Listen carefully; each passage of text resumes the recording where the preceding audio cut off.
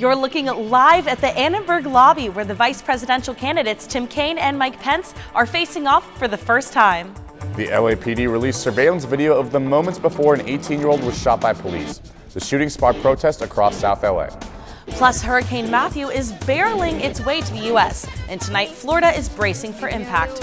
We'll talk with students who are there. Annenberg TV News is next.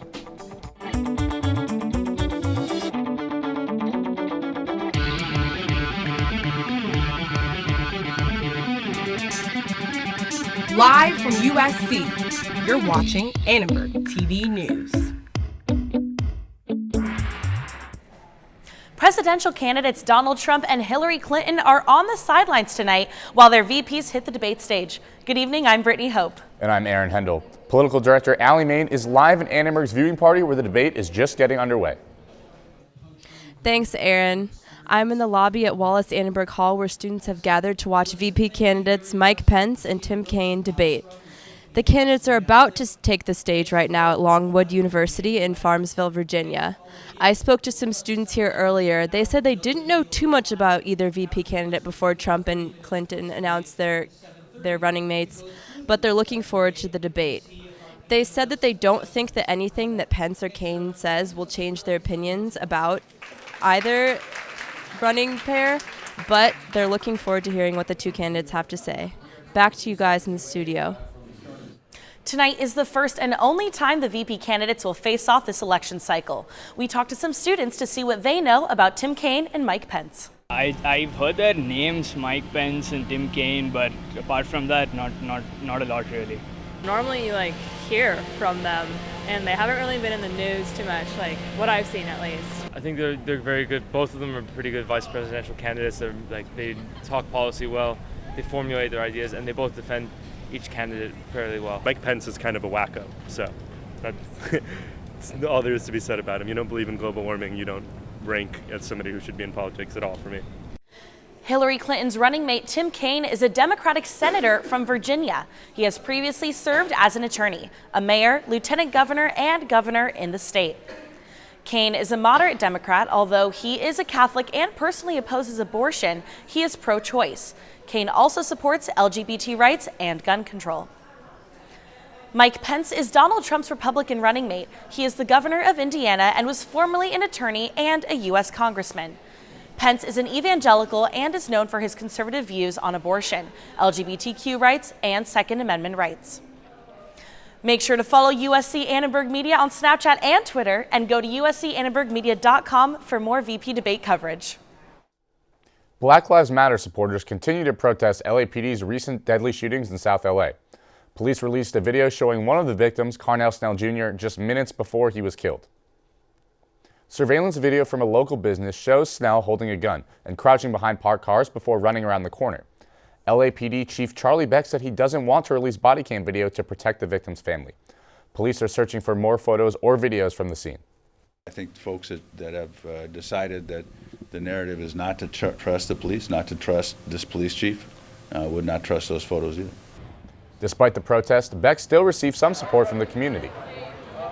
I was also here to apologize on behalf of the way the chief of police has been talked to, has been threatened. The officers that shoot, they're responsible for their actions, not the chief. The chief is responsible for the whole entire department. We shouldn't argue and curse one another. We should show love and respect.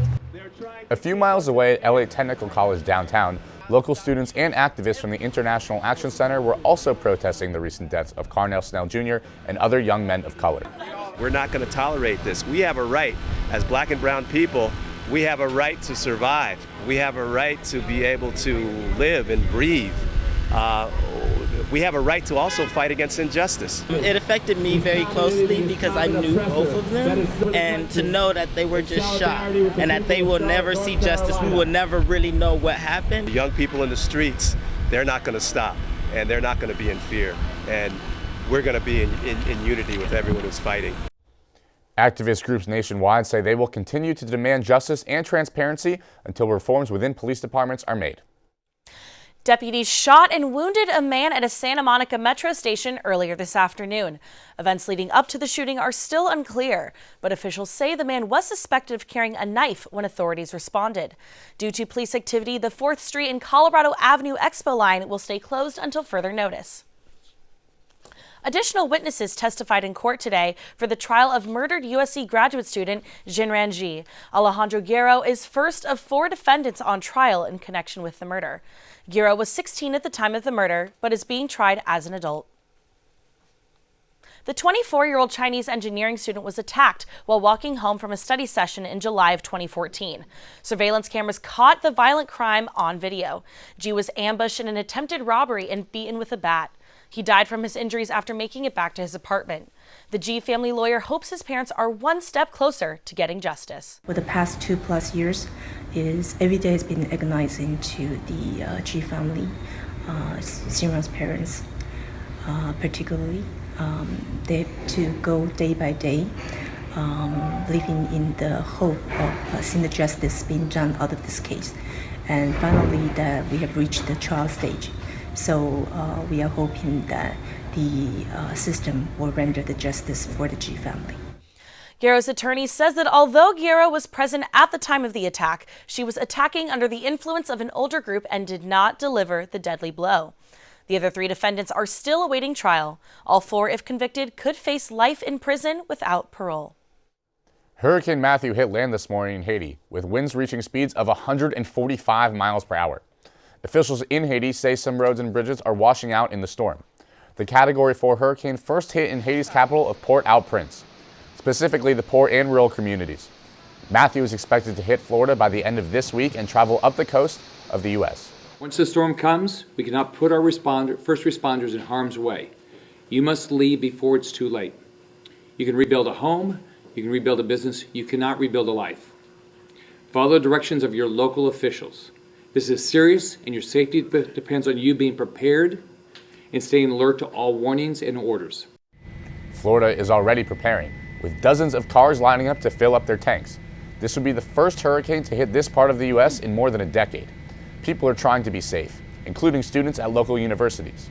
We're not preparing. Yes, some of us are going to buy water and whatever, but the majority of us that are natively from here are used to this. Until they say that it's really going to be a hurricane, then that's when we're actually going to start. It's not that much of a big deal. Everyone's pretty calm here and preparing for the worst and hoping for the best. Airlines are making sure they're doing their part to weather the storm.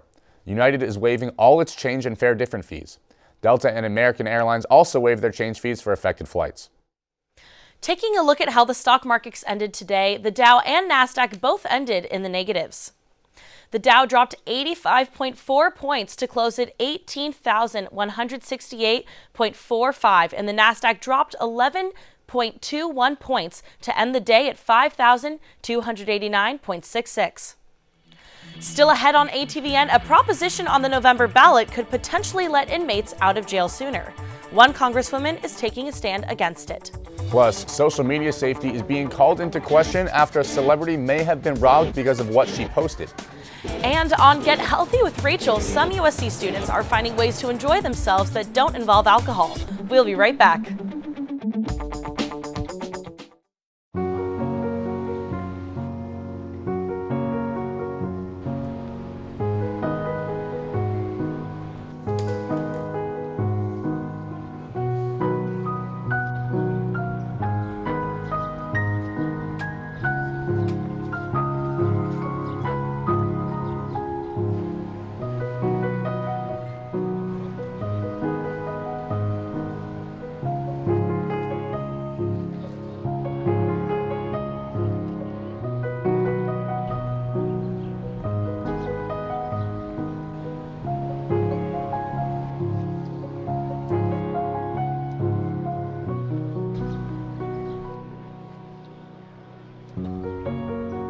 We'd do anything for kids.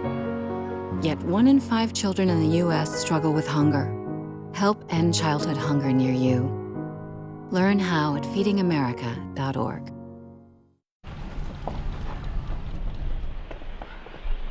Got a quarter?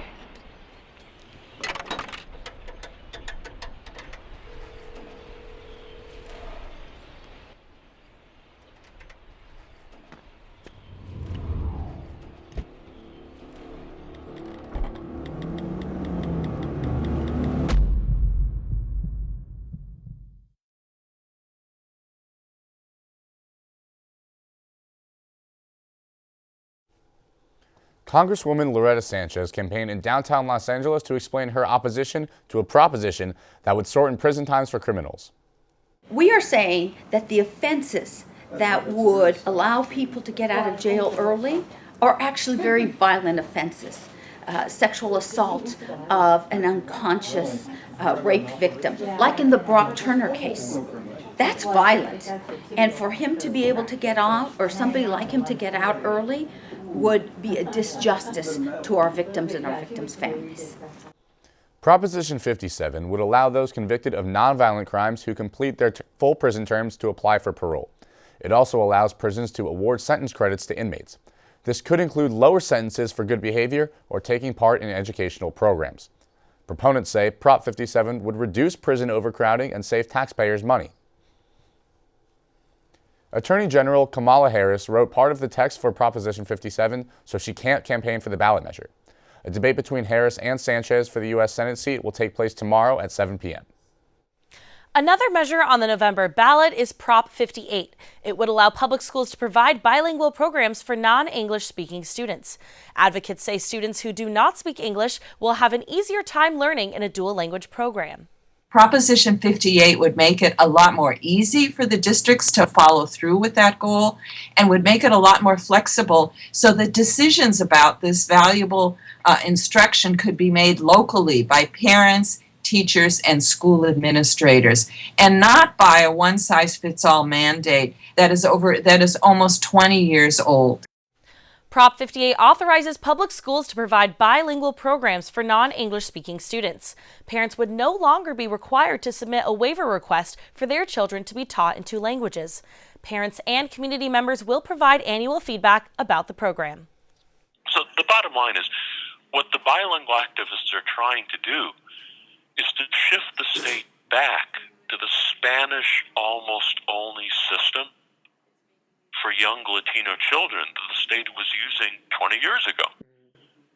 And I'm very skeptical that they'll be successful. If this proposition passes on November 8th, it will repeal an English-only policy that has been in effect in Californian public schools since 1998. You know, Aaron, it was really hot today. I thought it was going to be cold, grabbed a jacket, and I never even had to put it on. Well, last week when we were in here, it was over triple digits. Now there's a hurricane going on in the Caribbean. Rachel, what is up with this weather? Yes, temperatures are starting to drop. We are seeing some clouds and some nice colder weather, but you can expect to still see temperatures in the 80s and possibly 90s this week as things are heating up. But currently right now we're looking at pretty nice, decent weather, 68, so it's starting to get a little bit cooler. But of course tomorrow in the Inland Empire area, it is going to be a little bit warmer for them. So 80 in Riverside, 87 in Palm Springs. They're actually experiencing some red flag warnings. Tomorrow near the coastal area and the Malibu area, 77. So they are getting that nice ocean breeze. The surf, though, is going to be pretty poor these next few days. So if you're a surfer, I would consider maybe trying a different activity this week. But here in the downtown Los Angeles area and USC, we are sitting comfortably at 79, 78 in Long Beach, a little cooler there. And if you take a look at my 5-day forecast, you're going to see that it is still pretty warm out there. 79 on Wednesday, Friday heating up to even the 90s. But this weekend, it will be pretty nice, warming up in the 85. Students are really starting to settle into their daily fall routines like studying, working out, and drinking. College and underage drinking are themes that have become norms on campuses like USC. Many new USC students embrace the campus party culture, especially to relax during stressful midterm exams. Even though it is still illegal, there's access to it, and students have the opportunity to let loose without their parents or any other adult supervision nearby. A good way to de-stress. I think the pressure from college, especially with academics and socializing, drinking is a good way to meet other people. But heavy drinking at parties can often lead to negative consequences. There have been nearly 50 alcohol-related medical transports on and around the University Park campus since the beginning of the semester. One coordinator at a campus rehab center called The Haven says USC has many alternative non-alcohol activities. What we do is try and find resources for the students who may like going on hikes or who may like rock climbing. About 1 in 4 college students report academic consequences from drinking. That includes missing class, doing poorly on exams, and getting lower grades overall. Brittany, Aaron, it's no secret that at USC here we have tailgates and USC football games. Do you think that drinking can distract from academics? I think it's certainly possible, especially when you consider freshmen coming to school for their first time. You don't know if and how much they drink in high school. This is really their first time on their own. Yeah, you know, Aaron, I think you said it perfectly, but I really think the university is doing a great job of trying to get a hold on this and trying to help students, especially the younger students, make that steady transition. Rachel, awesome work. Thanks so much. After Kim Kardashian reported being robbed at gunpoint in Paris, at least one journalist speculated the robbers may have found out about her location from Snapchat. This reignited an online discussion about social media and safety. We asked USC students how they stay safe while using apps like Facebook. On Facebook, I set my privacy settings such that only my friends can see my posts, so that nobody creepy can look at anything I see or anything I post. Oh, I rarely use my location settings on social media unless sometimes I'm tagging someone, and if that's like a big location like Disneyland, I don't normally have my location settings turned on. One expert on cyber safety points out that using location services on social media platforms puts teenagers in danger. Posting photos on Instagram, let's say, not thinking about those geolocation tags that can be included a lot of times. I think now they've removed that as the default functionality, but those kind of things where you're sharing exactly where you are all the time is problematic. DeRosa suggests teenagers should not overshare their lives on social media, and when they download a new social media app, they should check their privacy settings and location services. Well, Aaron, our USC Trojans got a much-needed win this past weekend. They sure did, Brittany, and now it looks like we have a little momentum going into this weekend. Let's go to our sports anchor, Jeff DeBroff, for more. That's right, guys. The USC football team picked up a much-needed win and will now get a visit from the Colorado Buffaloes. The water polo team had another successful weekend and had one player take home a weekly honor. And today marks the start of the MLB playoffs. We have all of this and more when we Why is Connor having trouble focusing in school? Having trouble finding Connor's middle school? Would you like directions? No, why is Connor having trouble focusing in school? Finding lowest airfare to Istanbul. No, I'm tired of fighting with him over homework. Home, walk, restaurant. Need a review? No, I need help. He's very smart, but his mind wanders. He's disorganized. I think I understand. Oh, good. French fries. Finding best potatoes. No! Russet. Fingerling. Yukon Gold. Why don't you understand me? Sorry, I was trying to show how Connor feels every day. Frustrating, isn't it? Redirecting to understood.org. For the 1 in 5 kids with learning and attention issues, this is what life can feel like. Explore understood.org, a free online resource about learning and attention issues, designed to help your child thrive in school and in life. Understood.org, because understanding is everything.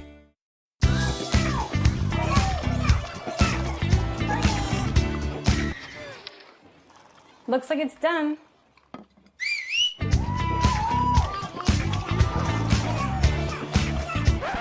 Don't let salmonella get funky with your chicken.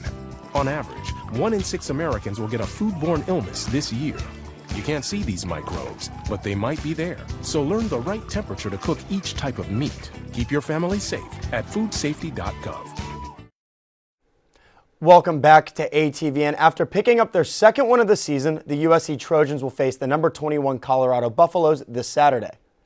The 2-3 Trojans are favored against the Buffaloes. However, this is the first time in over a decade that Colorado has been ranked in the top 25. The Buffs have racked up a few good wins this season, including one against Oregon on the road. The Buffaloes are putting up great offensive numbers so far this season. They are averaging 43 points per game, which is 18 points higher than USC's 25. However, history is on the side of the Trojans, as they have never lost a game to Colorado in the 10 times they've played. The USC women's volleyball team is coming off back-to-back wins over the weekend and will face the Arizona State Sun Devils at home tomorrow night. Let's take a look at how these two teams match up.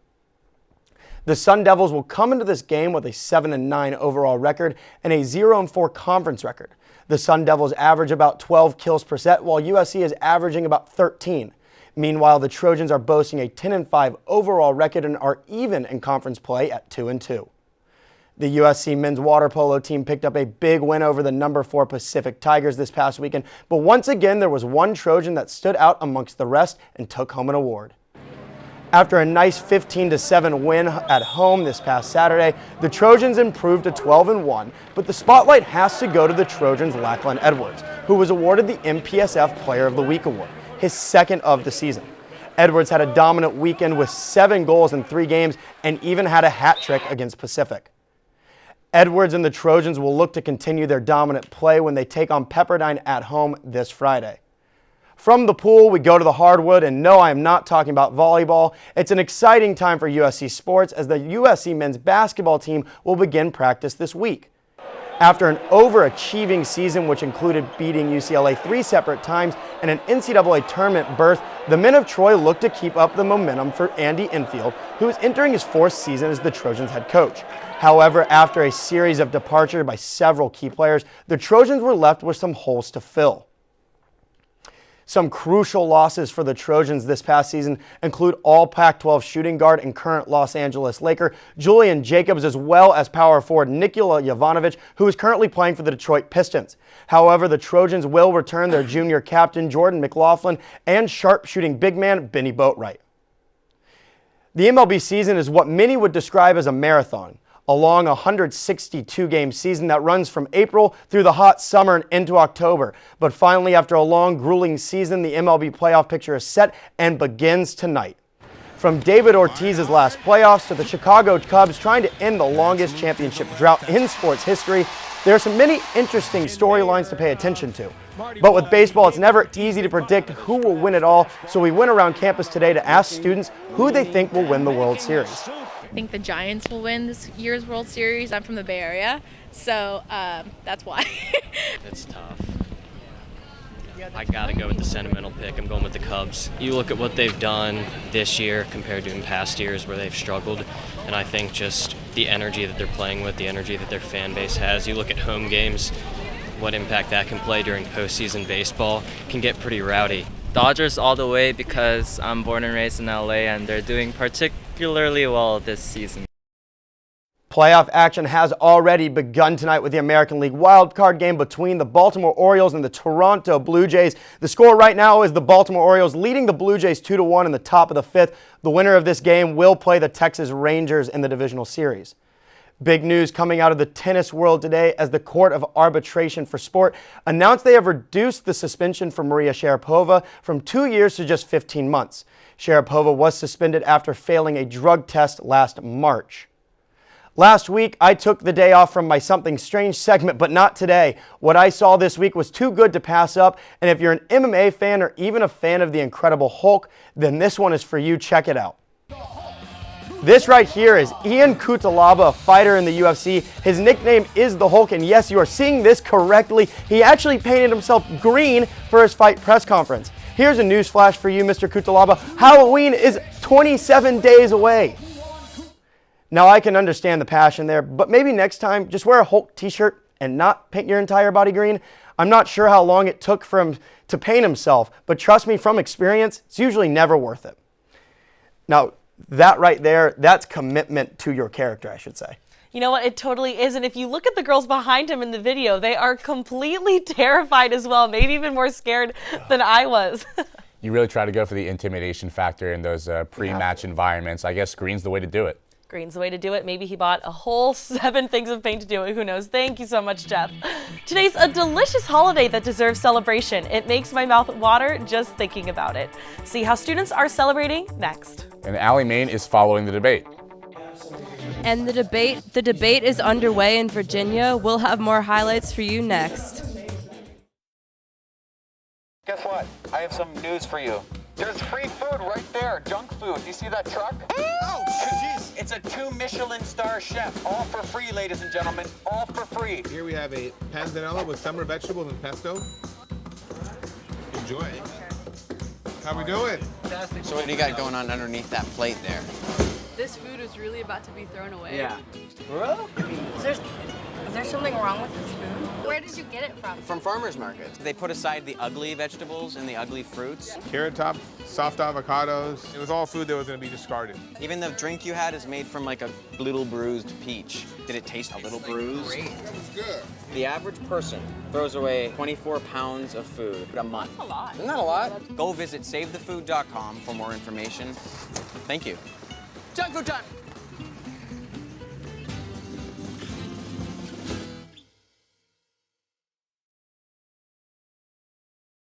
Adventure can be found anywhere, but the best place to start is in the forest. I spy something beginning with S. Snow? No. Snow-covered trees. Nothing to do with snow. Head outside to discover incredible animals and beautiful plants that come together to create an unforgettable adventure. Wow. So grab your loved ones. Don't even. And explore a world of possibilities. Come on, this way. Visit discovertheforest.org to find the closest forest or park to you.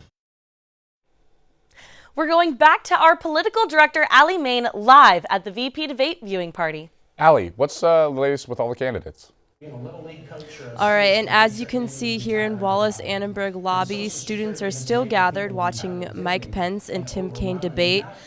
The moderator was not slow to start talking about their running mates, Donald Trump and Hillary Clinton, and both candidates defended their running mates.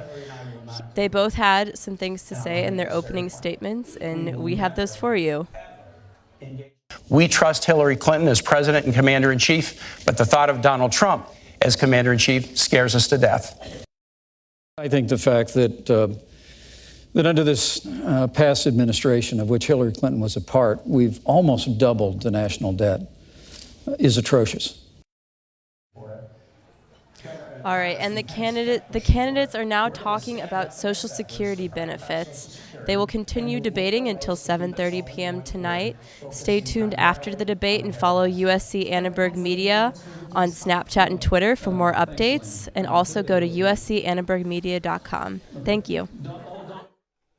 Everyone knows you can't get through a presidential debate without something to snack on. Luckily, today is National Taco Day. We asked USC students where they will be celebrating this delicious holiday. I think it's an important day to remember what matters most, right? A good, hearty, simple meal. You share it with friends. I'm excited to go out and celebrate later today for lunch. Where are you going? El Huero. Big fan of tacos, but specifically the soft shell, though. Hard shell, can't really do it right. Crunch it, it's a little bit weird. That ground beef stuff isn't so good, but favorite place for tacos, BS Taqueria downtown. Clam and lardo taco is a killer. I think I'll either head down to La Taquiza or Chipotle. Even Armando's food truck has great tacos. The enthusiast like myself will always stay faithful to the taco. Looks like I'll be heading tonight to La Taquiza to get my taco fix. And guys, would you look at that? It is just about time for dinner. How about we wrap this up and go hit one of those taco hotspots ourselves? What do you say? Well, we missed out on the pizza in the lobby during the debate, so I guess we have to. Right. Thanks for watching Annenberg TV News. From everyone at Annenberg Media, I'm Brittany Hope. And I'm Aaron Hendel. You can watch us on the web at uscannenbergmedia.com. Good night.